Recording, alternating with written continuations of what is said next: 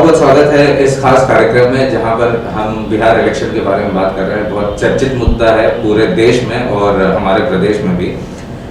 कई सारे राजनेता, कई सारे उम्मीदवार इस रणभूमि में उतर रहे हैं और जब अमरपुर की यात्रा पर हम निकले थे आपके प्रदेश में, तब बहुत सारी जनता से बहुत सारे सवालों पे बात हुई। उसमें एक जो मुद्दा निकल कर आया, जो अक्सर लोग कह रहे थे, वो ये था कि मैनिफेस्टो तो सब बनाते हैं लेकिन मृणाल जी का मैनिफेस्टो अलग है। तो ऐसा क्या अलग है आपके मैनिफेस्टो में, ये हमारी जनता को, हमारे व्यूअर्स को बताएं। सबसे पहले तो आपका बहुत धन्यवाद कि आपने मुझे अपने चैनल में आमंत्रित किया कि मैं आपके माध्यम से अपने क्षेत्र के लोगों के बीच और अंग प्रदेश के लोगों के बीच उन बातों को पहुंचा सकूं जो बात मेरे मन में है। और आपने जो अभी जिक्र किया मेरे मैनिफेस्टो के बारे में, तो आपको जब लोगों ने बताया क्या कि उनका मैनिफेस्टो अलग है, तो आपको लोगों ने ये भी बताया होगा कि उसमें क्या क्या अलग है चीज़ें। देखिए, ये मैनिफेस्टो नहीं है, ये मेरा सिर्फ चुनावी मैनिफेस्टो नहीं है, ये मेरे सपने हैं। ये जो मैं सोचता हूँ अपने क्षेत्र के लोगों के लिए, जो मैं लगातार संघर्ष कर रहा हूँ और मैंने समझा है कि उनकी क्या तकलीफ़ें हैं, हमारे क्षेत्र के किसान भाइयों की, युवा साथियों की, जो आज सिर्फ मेरे क्षेत्र में नहीं पूरे देश में 65% से ज़्यादा आबादी युवाओं की है। तो उनकी क्या आवश्यकताएं हैं, उनके लिए क्या बेसिक जो चीज़ें हैं जो उपलब्ध होनी चाहिए और नहीं है, हमारे क्षेत्र की बहनों के लिए, बेटियों के लिए, हमारे क्षेत्र के खिलाड़ियों के लिए, जो सांस्कृतिक गतिविधियों में सहभागी रहने वाले जो साथी हैं उनके लिए। तो ये जो मेरे सपने हैं, ये हकीकत में यदि इस पर विचार करें तो ये सिर्फ मेरे सपने नहीं हैं, क्योंकि मैं इस क्षेत्र का सिर्फ वोटर नहीं हूँ या मैं नेता नहीं हूँ, मैं इस क्षेत्र का बेटा भी हूँ, भाई भी हूँ। मेरी सिर्फ कर्म भूमि नहीं है, मेरी जन्मभूमि भी है। इसलिए मेरा कुछ दायित्व है। मेरे उनके जो सपने हैं वो मैं बार बार कहता हूँ कि मैं इन खुली आंखों से देखता हूँ और वही उसमें मैंने समाहित किए हैं। और उसका जो शीर्षक दिया है, जो टाइटल दिया है, वो भी यही है, मेरे सपनों का अमरपुर। मैं कैसा अमरपुर चाहता हूँ, शायद मैं जैसा चाहता हूँ वैसा ही हमारे क्षेत्र के हर लोग चाहते हैं। और वही चीज़ें हैं मेरे मैनिफेस्टो में, मैंने उसको दर्ज किया है। जब न्यूज़ नेक्स्ट की टीम सुबह में पहले सुबह पहुंची थी अमरपुर, तो हमने देखा था काफ़ी सारे युवा जो शायद आर्मी के लिए प्रिपरेशन कर रहे हैं, वो सड़कों पर दौड़ते हैं, जबकि एक खुले मैदान की व्यवस्था होनी चाहिए। तो ये भी आपके मैनिफेस्टो में है, उसके बारे में ज़रा बताएं। देखिए, हमारा क्षेत्र इस मामले में बहुत समृद्ध है। हमारे क्षेत्र के युवा बहुत ऊर्जावान हैं, कर्मठ हैं, लगनशील हैं, परिश्रमी हैं और उनके अंदर एक जुनून मैं देखता हूँ। चाहे वो शिक्षा का क्षेत्र हो, चाहे स्पोर्ट्स का हो, चाहे इस देश की निगहबानी और रक्षा में अपना सर्वस्व लुटाने की का जो भाव है, इसको लेकर वो हमेशा तत्पर रहते हैं। और इसको लेकर बड़ी संख्या में हर साल मेरे क्षेत्र के युवा आर्मी में जाते हैं, फौज में जाते हैं, डिफेंस में जाते हैं, लेकिन जो उनको बेसिक चीज़ें उपलब्ध होनी चाहिए वो नहीं है। दौड़ने के लिए मैदान, रेसिंग ट्रैक वो नहीं। मैं देखता हूँ कई बार वो जो खींचते हैं तो उससे उनको जख्म हो जाता है, वो रस्सी से खींचते हैं। उनके लिए प्रॉपर जो रोलरिंग है वो होना चाहिए, ट्रैक होना चाहिए। ये किसका काम है? ये जनप्रतिनिधि का काम है कि वो अपने क्षेत्र के हर तबके के लोगों की ज़रूरतों को पूरा कर सकें।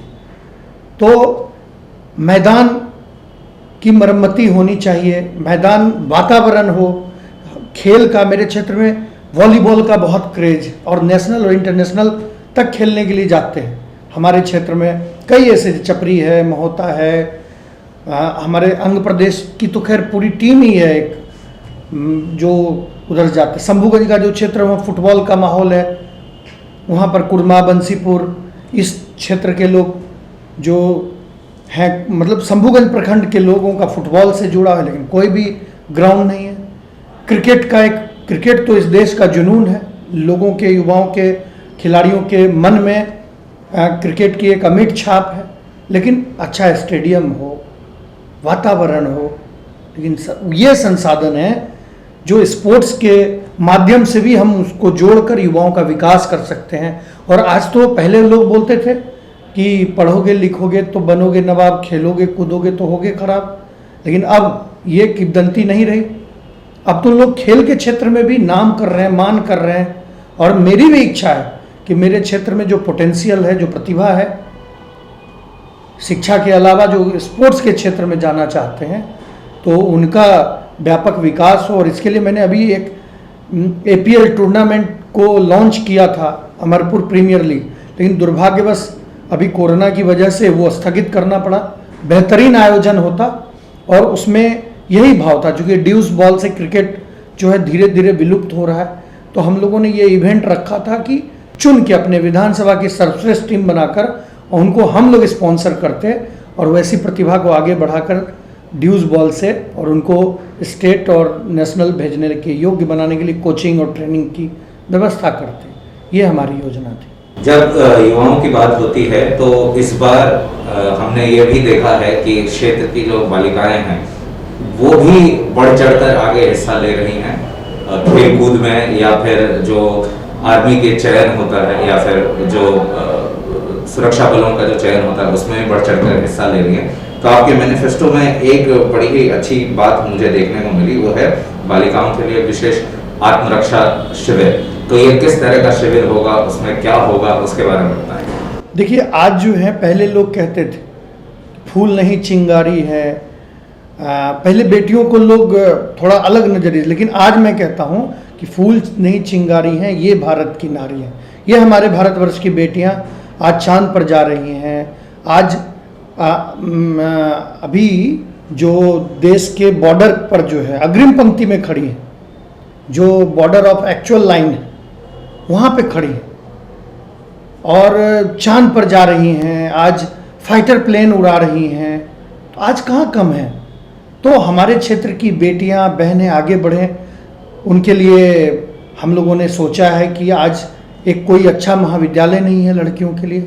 लड़कियों की तो बात छोड़ दीजिए, लड़कों के लिए भी अमरपुर क्षेत्र में कोई ऐसा अच्छा महाविद्यालय नहीं है जिसके बिना, जैसे भागलपुर के बिना, पटना के बिना वो वहाँ पढ़ाई कर सके। तो हमारी ये सोच है कि लड़कियाँ, हमारी क्षेत्र की बेटियाँ, उनको शिक्षा के साथ साथ हम अच्छी शिक्षा तो दे ही पाए, उनके लिए अच्छे कॉलेज महाविद्यालय तो बनाए, लेकिन उनको सेल्फ डिफेंस के लिए उनको तैयार करें, वो सशक्त हों, मजबूत हों, अपनी सुरक्षा के साथ साथ वो देश सुरक्षा में जाना चाहती हैं तो उनको वो माहौल बने, ट्रेनिंग दिया जाए जो उनके मन में जो प्रतिभा है वो कुंठित ना हो, उनके मन में जो सपने हैं उसका विकास करने के लिए हम लोग सोच रहे हैं कि यदि महादेव ने, भोलेनाथ ने अवसर दिया तो ये मेरे सपने हैं जिसको हम लोग पूरा करना चाहते हैं। गृहिणियों के लिए आपने लघु उद्योग की बात की है जिसको आप प्रमोट करना चाहते हैं। तो लघु उद्योग की ज़रूरत आज खैर बिहार में बहुत अधिक है। आप अपने क्षेत्र में क्या क्या स्कोप देखते हैं इसको लेकर जिसमें गृहिणी आगे बढ़ चढ़कर हिस्सा ले सकती हैं? जैसे आपने अपने मैनिफेस्टो में भी लिखा है, आपने अपने सपने में भी लिखा है कि नारी शक्ति को आत्मनिर्भर बनाने के लिए पापड़, सोया मिल्क इत्यादि का वहाँ पर उत्पादन हो, इसके बारे में ज़रा बताएं। देखिए, जो माताएं हैं, बहनें हैं, उनके जिम्मे अभी भी बहुत सारे ऐसे लोग हैं जो सिर्फ ये सोचते हैं कि उनका काम भोजन पकाना है और सिर्फ घर संभालना है। लेकिन आज नारी सशक्तिकरण का वक्त है। हम सिर्फ वीमेन एम्पावरमेंट की बात नहीं करेंगे, हम उसको इम्प्लीमेंट करेंगे। और ये कैसे होगा? जब उनको स्वरोजगार के अवसर हम देंगे। तो बहुत सारी ऐसी संभावनाएं हमारे क्षेत्र में, जैसे गौ पालन, डेयरी के माध्यम से, डेयरी सरकार की भी महत्वाकांक्षी योजना है और इसके गौधन का विकास हो तो हमारे समाज का विकास होगा, हमारे क्षेत्र का की तरक्की होगी। क्योंकि डेयरी सिर्फ दूध नहीं होता, उससे गोबर होता है, उससे खाद बनता है। आज उस प्रोजेक्ट का विकास करके हम लोग बड़ी संख्या में सेल्फ हेल्प ग्रुप बनाकर महिलाओं को जोड़ सकते हैं। फिशरी है, मत्स्य उत्पादन। आज आप बाहर जाइए, बिहार के बाहर पंजाब, हरियाणा जैसे जो समृद्ध राज्य हैं, राजस्थान आप जाइए, वहाँ पर महिलाओं की सहभागिता है। समाज की हर गतिविधि में। तो हम फिशरी, डेयरी, गॉटरी, पोल्ट्री, इन चीज़ों के माध्यम से, उसके अलावा जो छोटे छोटे उद्योग हैं, पापड़ बनाना, सोयाबीन का, जिसकी मार्केटिंग खूब अच्छे से हो सकती है और ये बिहार में हो सकता है। फूड प्रोसेसिंग की यदि छोटी छोटी यूनिट लग जाए तो उसके माध्यम से अपने यहाँ आम होता है, जर्दालू आम, मालदा, ये फेमस, तो उसका हम लोग जूस बना करके, जूस बनाने की छोटी छोटी इंडस्ट्री का विकास करके हम लोग कर सकते हैं, उसका एसेंस बना सकते हैं जो सालों भर उपयोग हो सकता है। हमारे यहाँ मक्का है, मकई है, धान की बड़ी खेती होती है, गेहूँ होती है, बहुत सारी ऐसी चीज़ें। आप उनको, हमारे क्षेत्र में सिल्क होता है, लिलन होता है, तो धागा का काम हो सकता है, बुनकर, मतलब उनको ट्रेनिंग देना, उनका स्किल डेवलप करना, और जिसकी जो क्षमता है उस अनुरूप स्किल डेवलप करके और हम लोग उनको स्वरोजगार के अवसर उपलब्ध करा सकते हैं। जब आपने इन सारी चीज़ों की बात की तो एक और जो पॉइंट है वो भी उभर कर सामने आया, जो कि आपने लिखा भी है, डिजिटली एडवांस एग्रीकल्चर सेंटर। इसके बारे में बताइए। काफ़ी नया और कुछ अलग ये मुझे देखने को मिला है कि डिजिटली एडवांस एग्रीकल्चर सेंटर के माध्यम से आप खेती की उन्नत एवं आधुनिक तकनीकी की का प्रशिक्षण देंगे आप वहाँ के किसानों को। देखिए, इसमें है क्या कि अभी अपने यहाँ खेती होती है, बड़े पैमाने पे होती है, या यूं कहिए कि इस देश की आत्मा में कृषि बसती है, खासकर हम लोगों का जो क्षेत्र है, लेकिन उनको उन्नत तकनीक उपलब्ध नहीं कराया जाता है। वो जो पुराने ढर्रे पे चले आ रहे हैं उसी पर खेती हो रही है। तो उनको खेती के बारे में जो साइंटिस्ट हैं उनका कैंप लगाकर किसानों का मार्गदर्शन करवाना, उसके बाद वक्त वक्त पर जो उनका बीज, कैसा बीज होना चाहिए, तीसरा कि उनको मार्केट उपलब्ध कराना। जब हम अच्छी बीज देंगे, उनको कृषि के तरीके बताएंगे और फसल अच्छी होगी, अभी उनको उचित मूल्य नहीं मिलता, तो डिजिटली कि उनके खेत तक पानी पहुंचे, हर किसान को सिंचाई का, हमारे यहाँ बांका जिले में दर्जनों डैम है, नहर है, लेकिन किसान के खेत आज पटवन के अभाव में प्यासे रह जा रहे हैं। तो इस वजह से हमारे किसानों के चेहरे मुरझाए हुए हैं। तो उनके खेतों तक पानी पहुंचे, 3 फेज बिजली पहुंचाने की सरकार की मुहिम है, वो प्रॉपरली जमीन पर उतरे और उनको उन्नत तरीके से खेती करने की ट्रेनिंग दी जाए। और यही नहीं, हाट उपलब्ध कराना, बाजार उपलब्ध कराना, और सिर्फ पुराने परंपरा से चली आ रही कृषि नहीं, हम क्रॉप का कैसे उत्पादन करा सकते हैं। और इसी से मिलती जुलती एक और बात सामने आई है, वो है जो आज पहले तो थी हमारे भारत में, यह चलता था रात्रि पाठशाला। तो शायद जहाँ तक मेरी समझ है उसमें ये किसानों के लिए और ऐसे लोगों के लिए बहुत सहायक होगा, रात्रि पाठशाला, जो कि दिन को काम करते हैं, मेहनत मजदूरी करते हैं और शाम को आकर वो पढ़ना चाहते हैं। तो ये जो एक सोच है, ये कैसे विकसित हुआ आपके अंदर कि रात्रि पाठशाला शुरू की जाए? देखिए, मैं जब क्षेत्र जाता हूँ तो मैं बहुत सारे ऐसे लोगों को देखता हूँ जिनको अभी भी, बहुत सारे ऐसे लोग हैं जो हस्ताक्षर नहीं कर सकते, उनको पढ़ना नहीं आता, उनको इलिटरेसी अभी भी अपने यहाँ बहुत। तो ये उनके साथ यदि नीचे हम लोग झांक कर देखें तो उनके साथ मजबूरी है। ऐसा नहीं कि वो पढ़ना नहीं चाहते, वो शिक्षित नहीं बनना चाहते, लेकिन उनके पास कोई चारा नहीं है। तो ऐसे मेरे ख्याल में आया कि क्यों नहीं ऐसे लोगों को भी शिक्षित बनाने की एक मुहिम की जाए, उनके लिए एक ईमानदार कोशिश हो। और बहुत सारे ऐसे परिवार हैं जो सुबह कमाएंगे तो शाम खाएंगे, रात खाएंगे, ये वास्तविकता है, इसको इनकार नहीं किया जा सकता। तो ऐसे लोगों को जो सुबह जगते हैं और सीधे नौकरी पर जाते हैं, सीधे मजदूरी पे जाते हैं, सीधे खेतों में काम करने जाते हैं, सीधे अपने मालिक के यहाँ जाकर मजदूरी करने के लिए जाते हैं, तो उनके पास समय नहीं होता, उनके पास समय होगी शाम के बाद। तो ऐसे लोग जिनके अंदर ये जिज्ञासा है कि हमको भी शिक्षित बनना है, पढ़ना है, या जो अशिक्षित हैं, तो उनको प्रेरित करके हमारा यह प्रयत्न होगा कि ऐसे लोग, ज़्यादा से ज़्यादा लोग हमारे क्षेत्र के शिक्षित हों। और जब एग्जाम्पल दिया जाए, यदि भोलेनाथ ने अवसर दिया और 5 वर्ष के बाद, 5 वर्ष का जब कंपेरेटिव चार्ट निकाला जाए, तो ये एक निकल कर बातें हैं कि 5 वर्ष में मृणाल शेखर ने, भारतीय जनता पार्टी ने वो कर दिखाया जो आज तक किया, और व्यक्तिगत प्रयास से और जनहित में ये उठाया गया कदम हो। और इसको लेकर के मुझे लगा कि जो ऐसे लोग हैं जो पढ़ना चाहते हैं लेकिन उनकी मजबूरी कि वो समय नहीं दे पाते, सुबह चाह करके भी दिन की पाठशाला में नहीं जा सकते, सवेरे नहीं जा सकते, तो ऐसे जो लोग हैं जिनके अंदर भूख है पढ़ाई की, या ऐसे लोग जो अशिक्षित हैं, उनको हम लोग भूख पैदा करके समाज के ऐसे लोगों को, चाहे वो महिला हो, पुरुष हो, युवा हो, बच्चे हो, उनको उस पाठशाला से जोड़ना और उनको शिक्षित बनाना, ये मेरी सोच है। और इस क्षेत्र में एक बहुत ही प्राचीन और विश्व प्रसिद्ध मंदिर है, तेलिया मंदिर। उसमें उसके बारे में भी आपने अपने सपनों के अमरपुर की जो मैनिफेस्टो लिस्ट है उसमें डाला है कि वार्षिक वहाँ पर एक महोत्सव कराएंगे। तो इसे क्या हम जोड़ सकते हैं ऐसे महोत्सव से जैसे इलाहाबाद में कुंभ होता है, और जब कुंभ होता है तो वहाँ के जो लोकल बाजार हैं उसमें आमदनी बढ़ती है, मनी रोटेशन बढ़ता है। तो क्या यह सोच रही उसके पीछे, या फिर मंदिर को और विश्व पटल पर उसका नाम पहुंचाने की सोच रही, क्या सोच रही? देखिए, इसमें आपने जो कहा सही कहा, इसमें हर तरह की सोच जी। इसमें हमारे यहाँ की जो माँ दुर्गा का जो मंदिर है, जो शक्ति स्वरूपा हैं, तो उनके मंदिर की प्रसिद्धि इतनी है कि सिर्फ देश नहीं, अलग अलग नेपाल से भी लोग आते हैं, भूटान से भी बहुत सारे लोग जो वहाँ माँ के दर्शन के लिए आते हैं। लेकिन वहाँ इंफ्रास्ट्रक्चर का अभाव है। वहाँ वो चीज़ें, मैं वहाँ धर्मशाला बनाने के लिए बहुत दिन से प्रयत्नशील हूँ, जगह उपलब्ध नहीं हो पा रही है।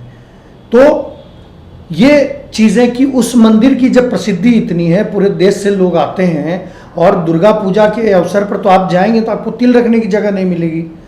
बाबा अजगैबीनाथ से जल भरकर लोग पदयात्रा करते हुए हजार लोग प्रतिदिन, प्रथम पूजा से या कहिए महाल्या के दिन से और दशमी तक वहाँ प्रतिदिन जलार्पण करते हैं।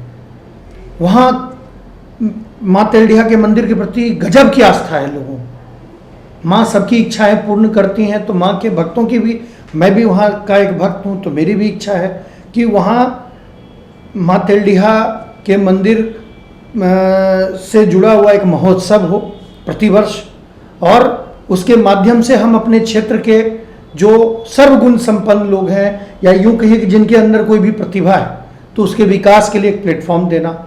और ये जो महोत्सव होगा तो जो छोटे छोटे दुकानदार हैं जो फुटकर ऐसे ही लगाते हैं, लेकिन जब महोत्सव होगा तो चारों तरफ के लोग आएंगे और एक सिस्टमेटिक वे में होगा, तो उनको रोजगार का भी अवसर प्राप्त होगा, उनका जीविकोपार्जन भी होगा। जब न्यूज़ नेक्स्ट की टीम अमरपुर क्षेत्र में घूम रही थी तो बहुत सारे लोगों ने यह भी कहा कि ऐसे मैनिफेस्टो जो है वो चुनाव के वक्त आते हैं, लेकिन धरातल पर उसका जो एक निष्पादन है वो हो नहीं पाता है। तो कई लोगों के मन में प्रश्नवाचक चिन्ह भी है। तो उन लोगों को जिनके मन में प्रश्नवाचक चिन्ह है, उनको क्या कहना चाहेंगे? देखिए, मैं ऐसे सारे लोगों से बहुत ही विनम्रता से कहना चाहूँगा, या यूँ कहिए कि मैं सभी लोगों को याद कराना चाहता हूँ कि क्या आपके जहन में कोई ऐसा व्यक्ति है पूरे बिहार में जिसने चुनाव हारने के बाद 8 नवंबर 2015 को परिणाम आया था, उस दिन धनतेरस का दिन था, और 11 नवंबर 2015 ठीक 2 दिन के बाद काली पूजा का दिन था। उस दिन से मैं क्षेत्र में काम कर रहा हूँ, लोगों के बीच घूम रहा हूँ, और इस बात को भुलाकर कि किन्होंने मुझे मत दिया और किन्होंने नहीं दिया, मुझे लगा कि शायद मेरे में ही कोई कमी रही होगी जिसकी वजह से मैं बहुत ही थोड़े अंतर से चुनाव नहीं जीत पाया। लेकिन उसको मैंने चुनौती के रूप में लिया और उसको अवसर में बदलने की कोशिश की। मुझे नहीं लगता कि कोई भी एक भी उदाहरण होगा पूरे बिहार में कि जिसने 5 साल लगातार मेहनत की हो, जो चुनाव हारने के 2 दिन के बाद से ही क्षेत्र में घूम रहा हो। मैं तो हारा हुआ व्यक्ति हूँ, लेकिन मेरे अंदर जो क्षमता थी या जो क्षमता है, सोते जगते मैं दिन भर बांका और अमरपुर के बारे में सोचता हूँ। टिकट की बात पर आते हैं, क्षेत्र में बहुत अटकलें लगाई जाती हैं, बहुत सारे दावे पेश किए जाते हैं। इन सभी के बीच अगर हम श्री मृणाल शेखर से पूछें कि टिकट की दावेदारी किसकी होगी, किसके हाथ वो टिकट आएगा, तो उस पर क्या कहें? देखिए, टिकट की बात है वो तो पार्टी तय करती है। हमारे यहाँ भारतीय जनता पार्टी ही एक लौती ऐसी पार्टी है पूरे देश में, और मुझ जैसा व्यक्ति सिर्फ और सिर्फ इसलिए इस दल के सिपाही के तौर पे काम करते हैं क्योंकि हमारे यहाँ व्यक्ति से बड़ा दल है और दल से बड़ा देश। हमारे यहाँ देश सर्वोपरि है और देश हित में हम लोग राष्ट्रवादी विचार के साथ काम करते हैं। और आप बात करते हैं टिकट की, तो टिकट क्या है?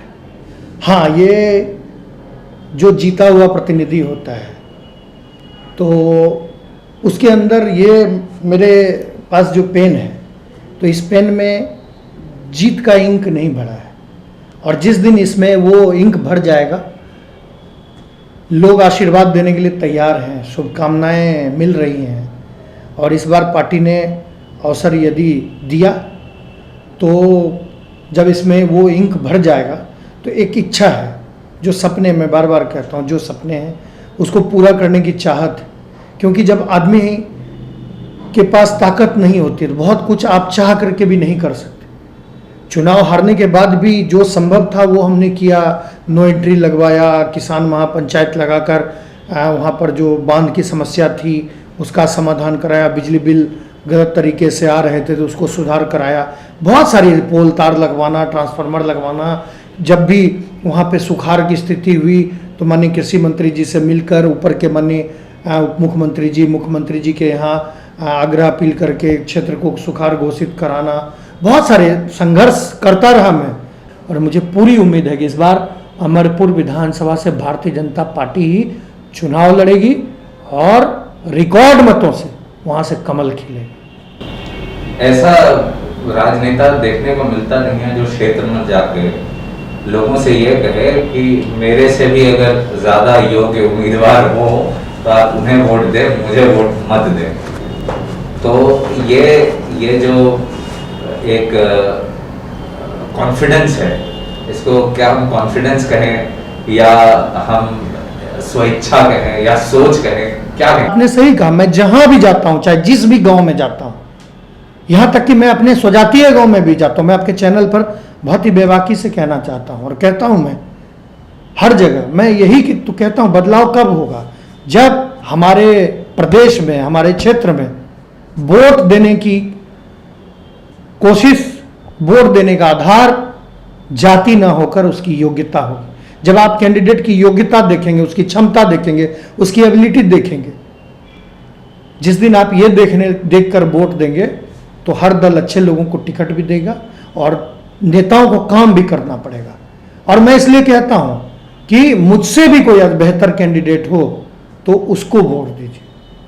मैं अपने क्षेत्र में हर जगह लोगों को बोलता हूं कि मैं ही क्यों, मुझसे भी कोई अच्छा काम करने वाला है जो आपके लिए, अमरपुर के लिए, शंभूगंज के लिए अच्छा बेहतर सोच सकता है, बांका के लिए बेहतर सोच सकता है, कर सकता है, मुझसे भी ज़्यादा कोई संघर्ष करने वाला है तो आप निश्चय ही उसको सोचिए। लेकिन लगता है कि नहीं, मृणाल शेखर ने ईमानदारी से मजदूरी की है पिछले 8-10 वर्षों से, लगातार उस क्षेत्र में घूम घूम के। मेरा सामाजिक राजनीतिक जीवन 25 वर्षों का है, लेकिन लगभग 8 से ज़्यादा वर्ष हो गए कि अमरपुर क्षेत्र में हर गांव, कोई ऐसा मोहल्ला और गांव नहीं होगा जहां सत्यनारायण प्रभु के पूजा से लेकर बच्चे के जन्मदिन से शादी से लेकर किसी दुख में, किसी शोक में, मैं उपस्थित ना रहा हूँगा। आपने कहा पिछले कई वर्षों से आप अमरपुर में हैं और जहाँ तक हमारी जानकारी है आपका परिवार जो है वो भागलपुर में रहता है। धर्मपत्नी जो डॉक्टर प्रीति शेखर जी हैं वो भागलपुर में परचम लहरा रही हैं पार्टी का। तो ये कैसे, मतलब ये कुछ निजी सवाल है, कैसे मैनेज करते हैं कि घर से दूर रहना, बच्चों से दूर रहना और साथ में काम भी करना, परिवार को भी संभाल के रखना, ये कैसे हो पाता है? देखिए, भागलपुर और बांका पहले एक ही जिला हुआ करता था, भागलपुर। तो भागलपुर चूँकि बड़ा शहर था तो पढ़ाई के लिए दादाजी ने, मेरे दादाजी भी आपको पता है बिहार सरकार के शिक्षा मंत्री हुआ करते थे, मेरी माँ जिला पार्षद थी, प्रीति जी तीसरी बार जीती हैं, डिप्टी मेयर रही हैं, पूरा परिवार सामाजिक और राजनीतिक जीवन से जुड़ा हुआ है। तो भागलपुर चूँकि उस समय बड़ा केंद्र था पटना के बाद, तो भागलपुर में हम लोग का आवास, लेकिन वो मेरी मातृभूमि, जन्मभूमि है और कर्मभूमि भी है, तो उसके प्रति हमारी जवाबदेही है। तो प्रीति जी भागलपुर में अपना कार्य करती हैं, लगातार उनका कर्म क्षेत्र भागलपुर है। शुरू में मेरा भी भागलपुर ही था, लेकिन मुझे लगा कि नहीं, अपने क्षेत्र के लिए कुछ करना चाहिए। तो पिछले 8-10 साल मेरी पार्टी ने भी उन चीज़ों को समझा और पिछली बार मुझे उम्मीदवार बनाया। सामंजस्य बैठ जाते हैं, सामंजस्य तो ऐसे ही बैठाना पड़ता है हर व्यक्ति को। जो व्यक्ति अपने जीवन का सामंजस्य नहीं बिठा सकता तो वो व्यक्ति फिर जीवन में आगे बढ़ना भी थोड़ी दिक्कत होती है। और ऐसा नहीं है, ये अलग बात है कि घर में बच्चों को भी रहता है या परिवार में कि ज़्यादा वक्त अमरपुर में देते हैं, बांका में देते हैं। तो ये चूँकि मेरा वो जुनून है, मेरी लगन वहीं के लिए है, लेकिन वो तालमेल बिठाते हैं। कभी फ़ोन से रोज़ बात कर लिया या जब अवसर मिलता है तो भागलपुर जाकर परिवार के साथ समय बिताते हैं बच्चों, क्योंकि वो एक रिफ्रेशमेंट होता है। जब परिवार के साथ समय बिताते तो वो जो ऊर्जा मिलती है, यदि मैं अभी जैसे लगातार घूम रहा हूँ तो 15 दिन में एक दिन यदि भागलपुर जा पाया तो फिर आकर वो जो ऊर्जा मिलती है फिर 15 दिन मजबूती से काम करने की ताकत देती है। News next, do like, share and subscribe.